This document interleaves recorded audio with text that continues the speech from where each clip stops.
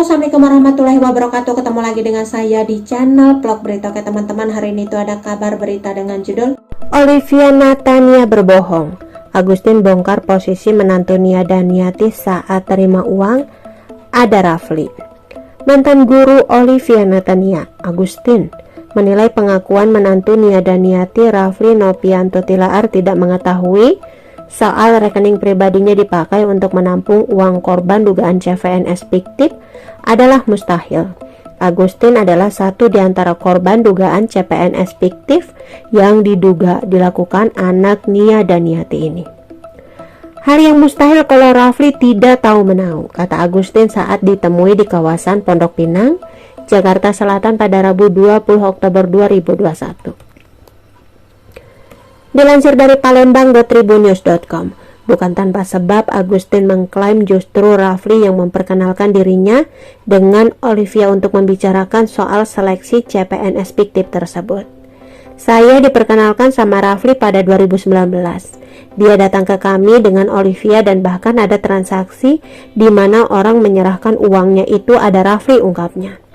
Dari pertemuannya, ia menceritakan bagaimana putri artis Nia Daniati itu meyakinkan dirinya dan para korban soal tes CPNS fiktif tersebut. Lantaran, Oi menyebut sudah 4 tahun menangani tes CPNS sehingga membuat Agustin tertarik akan pengalamannya. Dia bilang ke saya sudah 4 tahun mengurus ini dan ini yang kelima mengurus tes CPNS, terangnya. Waktu itu saya tanya apakah ada contoh yang sudah sukses, tapi dia bilang orangnya nggak mau diekspos, tambahnya. Sebelumnya, Rafli Nopianto Tilaar mengaku tidak mengetahui kalau rekeningnya yang digunakan untuk menampung uang korban dugaan penipuan CPNS fiktif.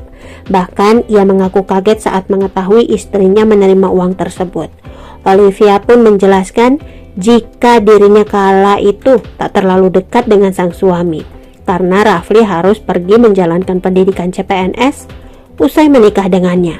Hal ini diungkapkan Olivia Natania untuk menjawab pertanyaan terkait ketidaktahuan Rafli soal ATM-nya yang digunakan untuk terima uang dari terduga korban. Sementara itu, Olivia Natania dan suaminya Rafli Nopianto Tilaar dilaporkan oleh terduga korban CPNS fiktif Karnu dan Agustin ke Polda Metro Jaya pada 23 September 2021. Diduga korban dari kasus tersebut diklaim mencapai 225 orang dengan kerugian ditaksir mencapai 9,7 miliar rupiah. Polisi temukan unsur pidana. Polisi menemukan unsur pidana dalam kasus penipuan rekrutmen CPNS dengan terlapor Olivia Natania. Atas temuan itu, polisi menaikkan status langsung dugaan penipuan rekrutmen CPNS itu ke tingkat penyidikan. Hal itu berdasarkan hasil pemeriksaan Olivia pada Senin 18/20/2021 kemarin yang kemudian dilakukan gelar perkara oleh penyidikan. Sudah dinaikkan. Kita temukan unsur pidana dan naik ke penyidikan, kata Kabid Humas Polda Metro Jaya Komisaris Besar Yusri Yunus pada Selasa 19 Oktober 2021. Olivia Natania dan suaminya, Rafli Tilaar, diduga menipu 225 korban yang mendaftar CPNS bodong jalur prestasi.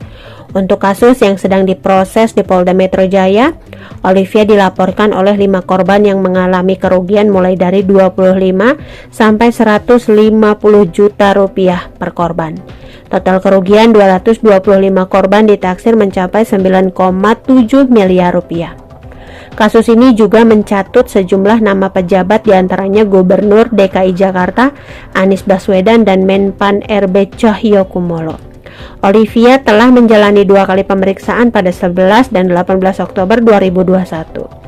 Putri penyanyi lawas Nia Daniati itu dicecar 42 pertanyaan mengenai kronologi perekrutan CPNS yang dituduhkan padanya.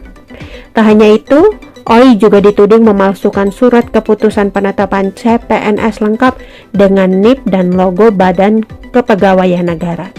Olivia dan suaminya disangkakan dengan pasal 378 KUHP atau pasal 372 KUHP dan atau pasal 263 KUHP tentang penipuan dan. Oke teman-teman, itu sedikit berita dari channel Vlog Berita. Sampai ketemu lagi di berita-berita selengkapnya. Assalamualaikum, bye-bye.